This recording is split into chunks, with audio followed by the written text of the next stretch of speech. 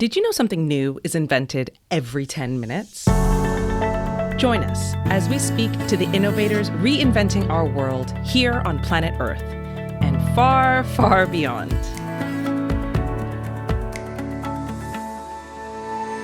Welcome to GTWN Now, a podcast brought to you by the Global Telecom Women's Network and sponsored by CMS Global. GTWN Now introduces the movers and the makers at the cutting edge of technology who are committed to keeping us all connected. In each episode, we invite a leading expert to share her experience building life-changing inventions in places and spaces that don't yet exist, and the inspiration they must muster to tackle the impossible. We also ask our guests to share tips, tools, and strategies to reach your own moonshot. I'm your host, Rasali Gitau, founder of Bixi FinTech for Women and Global Telecom Women's Network International Board member. Welcome to GTWN Now.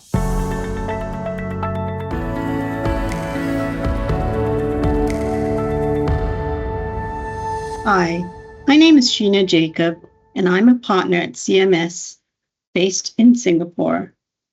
And today, with my colleague, we're going to talk to you about quantum. Hi, I'm Lisa McClory, and I'm of counsel in CMS London. I focus on deep technology and really looking forward to this session today where we can explore what quantum is and the relevance of recent policy developments for boards and companies.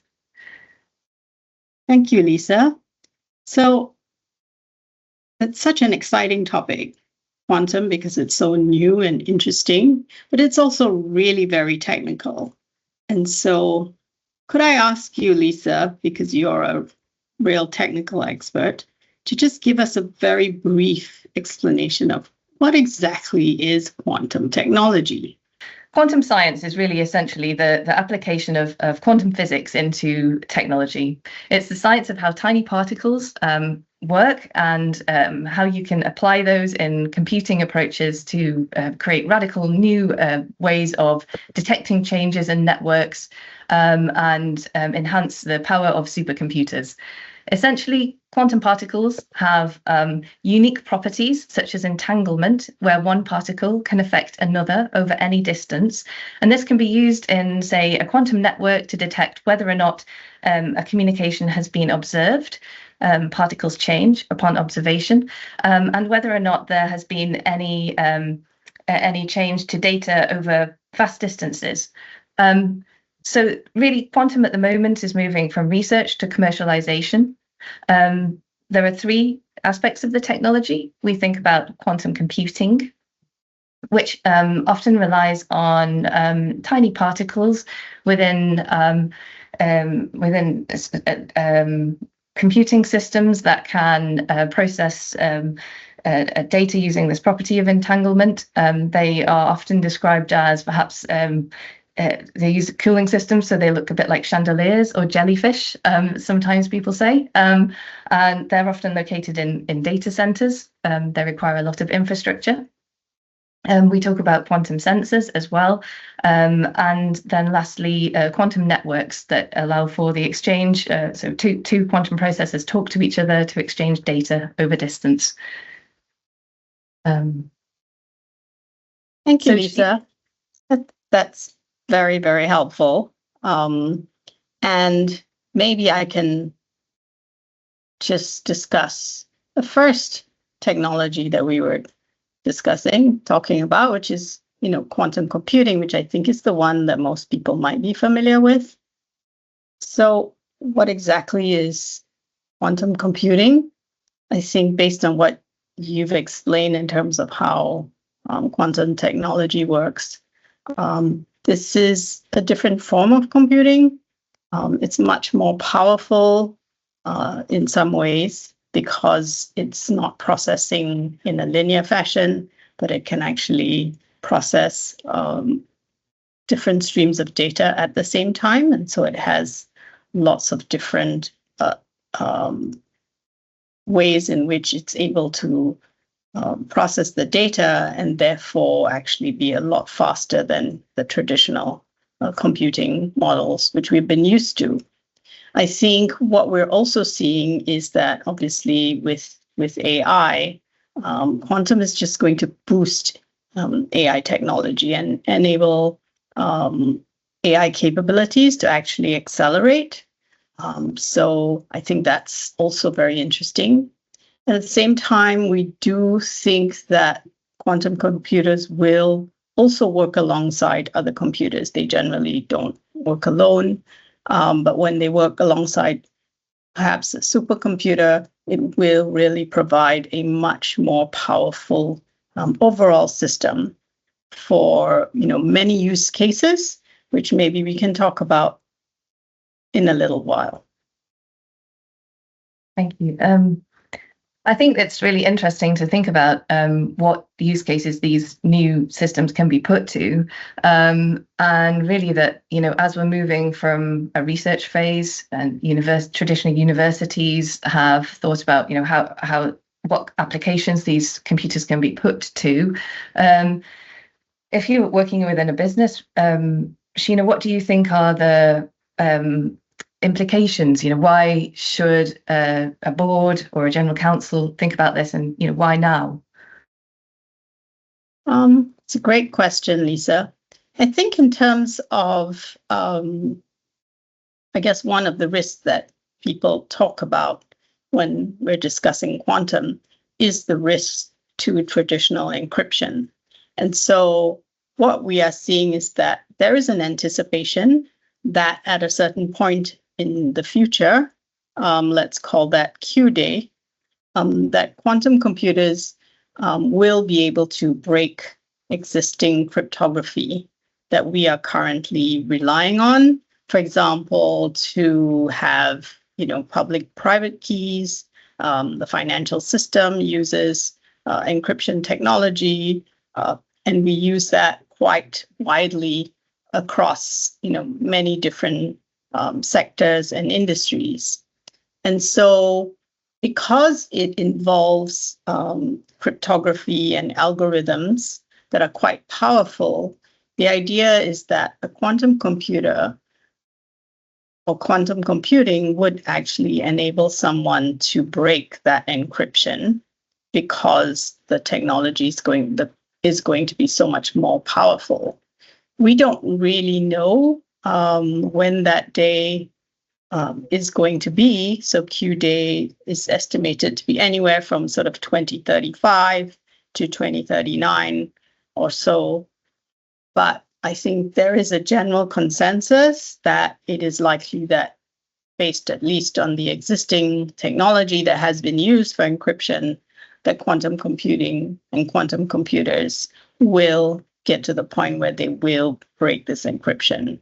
And of course, that Q-Day, could also be translated into D-Day for a lot of businesses and boards, general counsel, thinking about how they're going to prepare for this significant risk, because all the data, all the systems that they're using could potentially be at risk.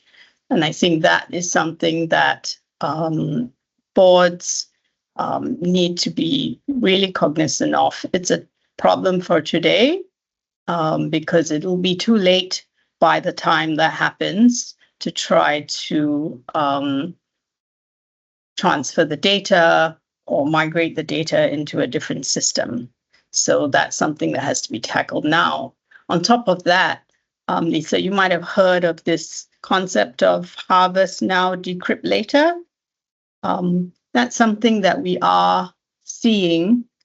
And the idea behind it is that right now, when you actually harvest data, whether it's through cyber attacks, ransomware, etc., often the very sensitive data is encrypted.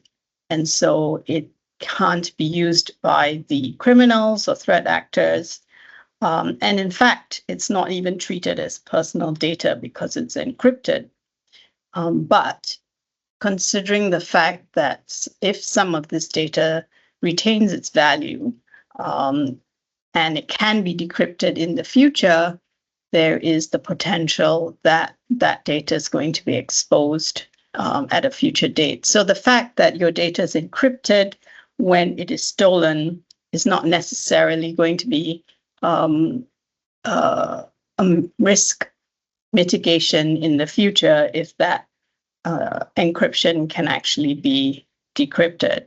And so that is a real threat that is going to face companies, and particularly we're seeing financial institutions looking at this, and financial regulators are extremely concerned, obviously, because this is a significant risk. And financial institutions, as well as their supply chains, are going to have to step up and consider how they're going to adapt their systems, their technologies, in order to manage this quite significant risk. Right, that makes sense. And that sounds very concerning if a lot of our existing infrastructure depends on classical encryption methodologies, and there could be some risk to that. Just digging a little bit deeper into what that means for organizations that were reliant on classical encryption. I guess the old way of doing this would have been to have a multiplication or really hard maths that traditional computers wouldn't be able to solve. And the shift that we're seeing with quantum computing is that with the properties that we were talking about of entanglement and superposition, quantum computers can effectively try all of the different sums at once. So they can easily find which prime number was used to multiply to get a key in classical encryption. New approaches developed by NIST are starting to provide solutions to businesses, and we're starting to see new standards emerging. But really, I think it's early days, and it's not always easy for organizations to know where their data risks are and what kind of encryption they require going forward to protect themselves adequately. So I wondered if we might talk about perhaps some of the policy drivers and standards that we're seeing help financial institutions to find a way through all of this complexity. Sheena, have you seen anything that might help? I mean, I think so. Policies are really, there is a global race, I think, right now for quantum supremacy, like the space race. And I think, very similarly, what is driving industrialization across the three main quantum technologies that we have been talking about. And so that's sensing, which is the use of sensors, which have multiple applications, quantum computing, which we talked about as well, and of course quantum networks. And maybe, Lisa, could you tell us a little bit more about quantum networks before we sort of go a little bit further to see how this is affecting business? Quantum networks is a very quantum networks are emerging around the world as a way to really protect data whilst it's being transferred. I think when we were talking before about how there is this risk to organizations of harvest now, decrypt later, there tends to be a global split on how to best protect information as it's being transferred. We know that this can happen on an organizational basis, but also that nation states do gather data on each other. Some data may become less valuable over time, but clearly the issue is that you need to protect, say, valuable patent or IP rights or information that may need to be may retain its value longer term.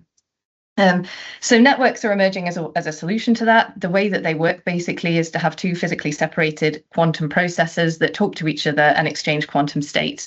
What this allows an organization to do is know whether or not someone's tried to interfere with the data in transit.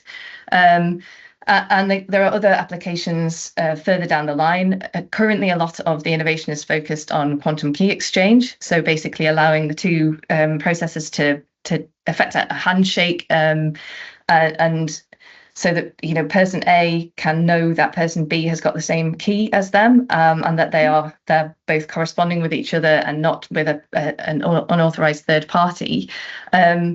These rely on large fiber optic cables and also satellite laser links, because one of the issues is the quantum technology is quite fragile at the moment, doesn't necessarily travel over longer distances. So we're seeing this really interesting integration with space technology as well, and the use of satellites to replace traditional relay systems within networks.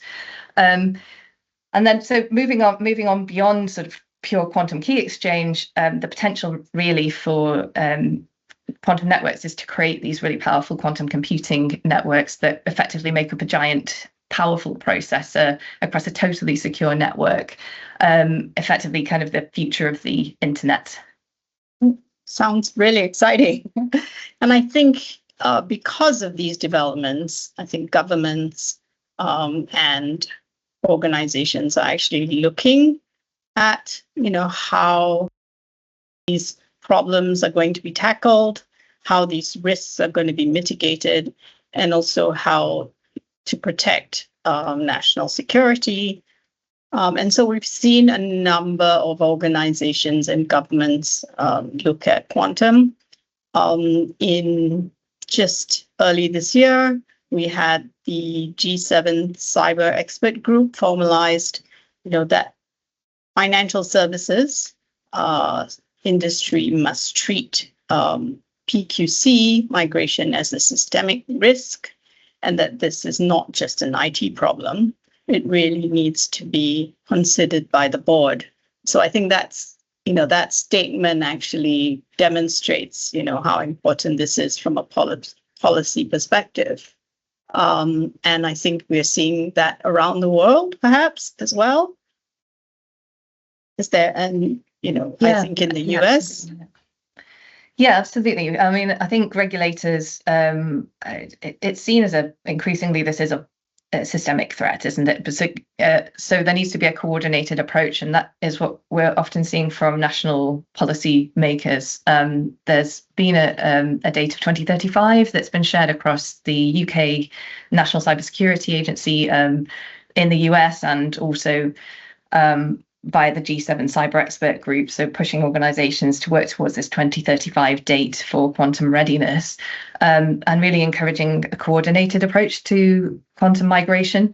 As whilst we want to protect against risks, obviously we also need systems to be compatible. There is this interconnection of hardware and software, and standards are what join all of that up. So we have seen in the UK lots of focus on planning from financial regulators as well, recognizing that financial services organizations rely extensively on technology and are interconnected with each other too. So it's not just a risk that's unique to any single organization.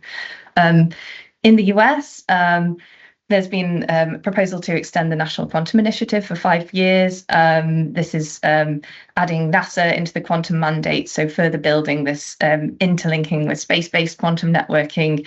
And there's a high degree of connectivity also with defense technologies as well. This is a very big national imperative to ensure that in the EU and elsewhere, nation states protect their access to quantum chips and ensure that they can rely on secure networking and communications for defense. Sheena, have you, so in terms of industry, we're talking more about financial services. What sort of steps are you seeing people take at the moment? What are the key sort of innovations that you think are interesting in this area? Yeah, I think we're already seeing financial regulators step in and impose requirements. So, for example, you have the requirement to use, encryption across your systems and consider whether or not these are quantum proof or at least quantum ready. To the extent that they can be.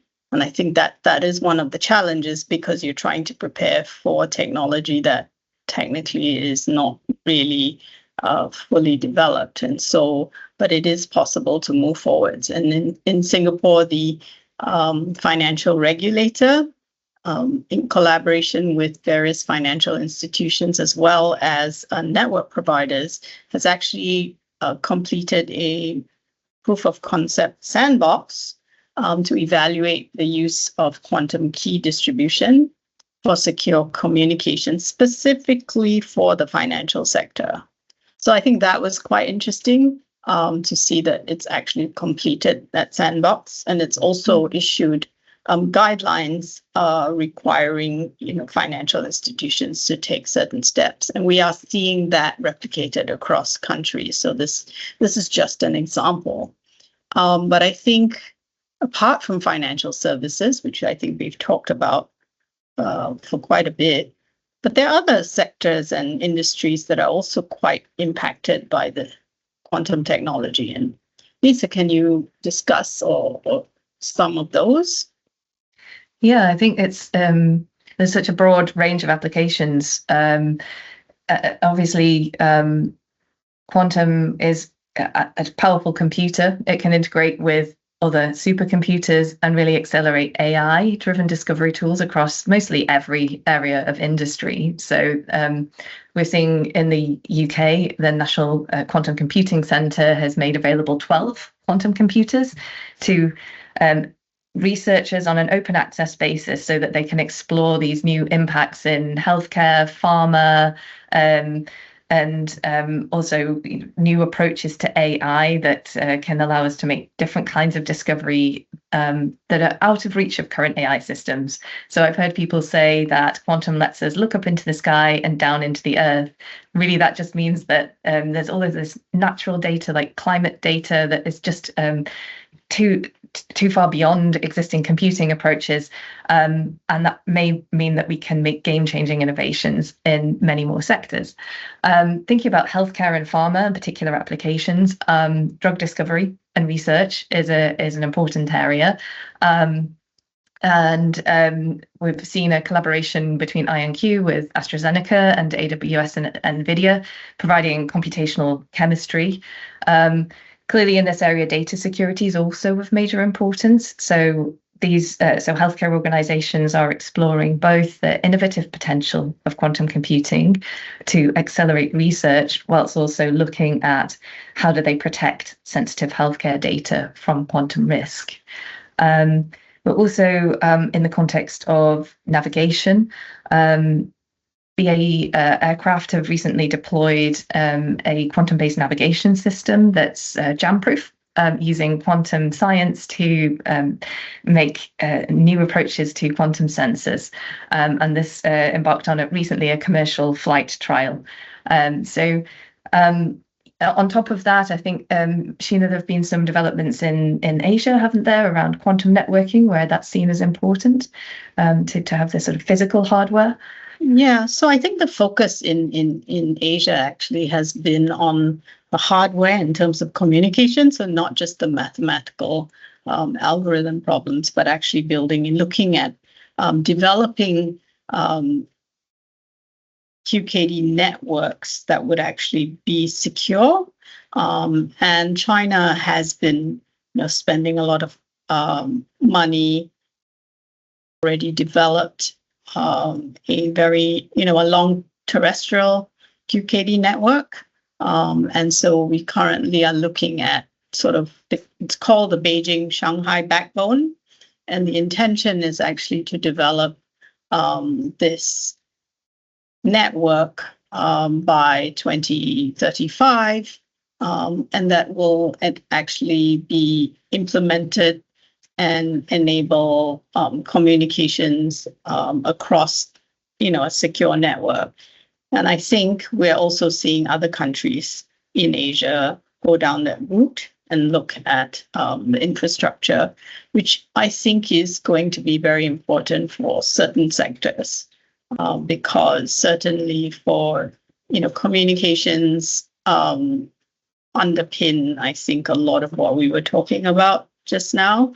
And perhaps it is, I think, going to be a real game changer for the telecoms industry.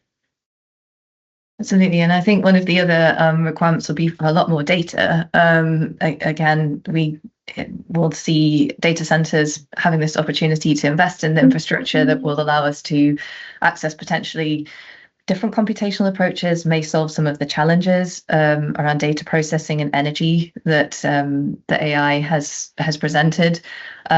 Recently, there's been launch of a responsible quantum computing framework through the UK National Quantum Computing Centre that focuses on many of the areas that we're familiar with from AI. How do we make this technology safe and secure and reliable?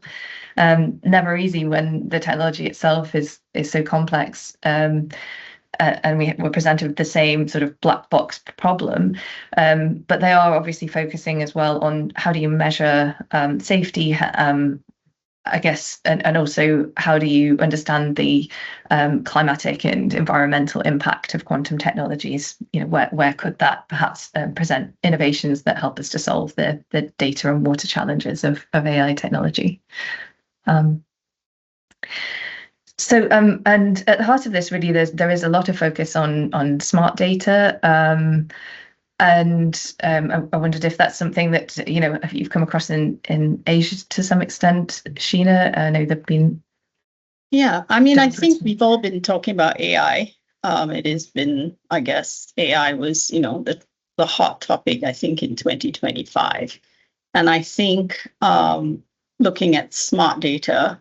It is really a huge transition and really accelerating the adoption and implementation of AI. And I think AI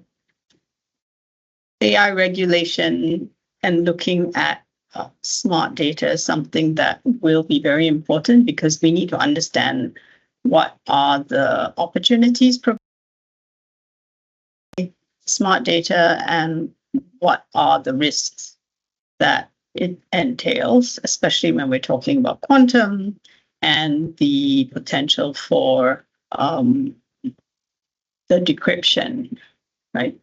What do we mean by smart data? I think that's something worth talking about. And really, obviously, it's not just big data. Currently, we are talking about very high quality data that is also structured. And that is obtained from the sensors that we were talking about as well. So if we have lots of sensors collecting data in real time, and if it is well structured, then we have very useful high quality data that can be used for a number of technologies and also, for a number of solutions that I think currently we are still unable to fully deploy. So I do think that there is a connection between smart data and quantum. And, Lisa, I think it might be interesting to find out your thoughts on, what is this link that we're talking about between smart data and quantum. Yeah, I think that so data is the foundation of all of this these new technologies, and we're seeing increasing convergence of quantum AI and other essentially advanced data-driven technologies, including sensors, Internet of Things, even robotics. Requires powerful processors that can understand real-world data and use LLM innovations, large language model innovations, to train robotic behaviors. So we have to see data as an asset increasingly in a way that organizations haven't in the past. Data was just something that maybe that happened and that the organizations may be sitting on lots of information that has unrecognized value and also risk.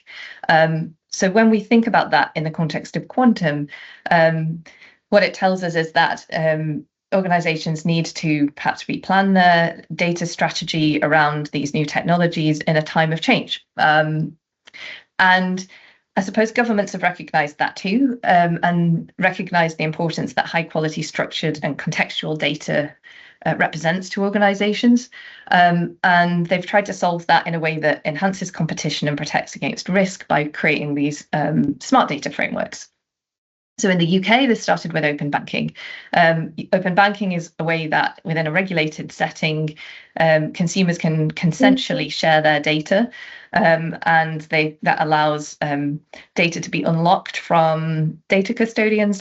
So banks may be trusted sources of consumer data, but they can make that available to innovative new applications that might provide useful functionality to consumers.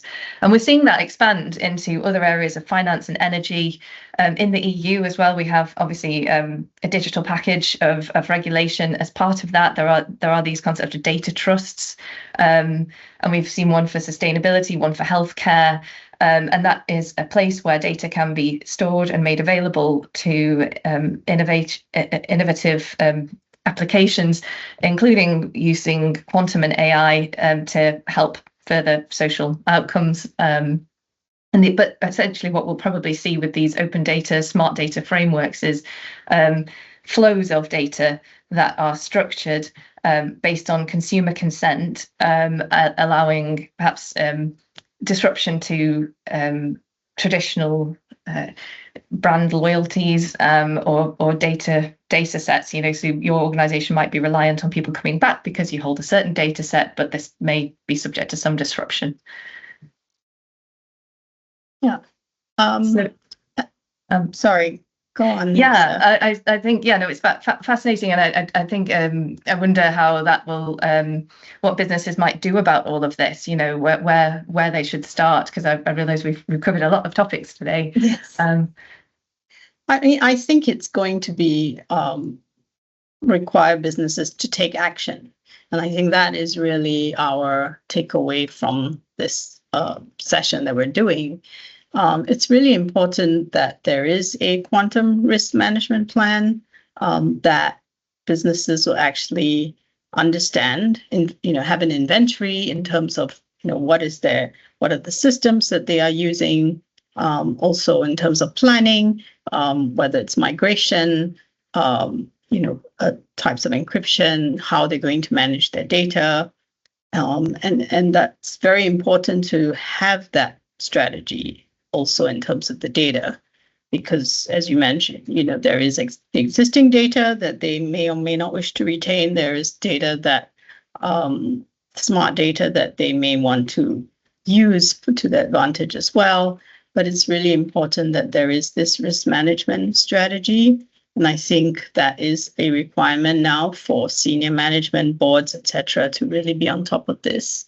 And of course, while there's all this risk and there's also the wonderful, future of this technology and the investment, what are the opportunities, right, that we can see? I mean, you've talked about how it can be used in all sorts of different technologies, navigation, mining, etc. It sounds really exciting. It's going to change a lot of what we understand today. And so I think that's, again, businesses need to look at those opportunities and to see how they can leverage the technology to their advantage, and make sure they don't get left behind. And I guess, in terms of, as always, we have to think about the supply chain. And so it'll be important to manage the supply chain and the risks in terms of quantum to the supply chain as well. We have seen lots of policymakers also focusing on literacy and training. So investing in building up capability in PhD researchers, but also across the workforce and helping to accelerate skills. And that'll be something that boards will want to think about too.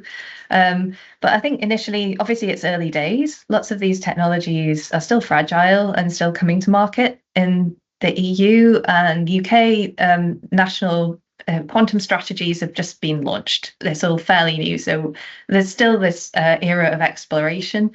And I guess over years ahead, we're likely to see some real acceleration of deeper use cases for quantum technology, just as we are with AI. everything began at quite a high level with people using AI technologies just as a personal assistant. And now we're starting to see those deeper integrations of agentic AI.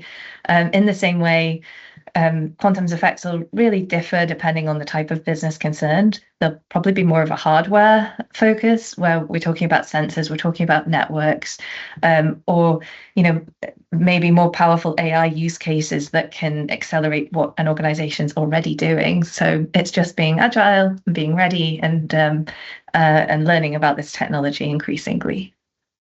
Exactly. I think the takeaway is that quantum future is now. So it's time to really invest, educate, and strategize today. Yeah, I completely agree with that. And I think, also just remaining familiar with the difference in geopolitical approach as well. So we're likely to see lots more investment from public sector in supporting grassroots innovation, growth of companies and maturing these technologies. So that's likely to be opportunities for funding and investment that organizations can explore. Fantastic. Thanks, Lisa. And I think we've covered that topic. And hopefully the listeners will have enjoyed that session. Thank you very much for tuning into this podcast. Thank you. It's been great to join you today.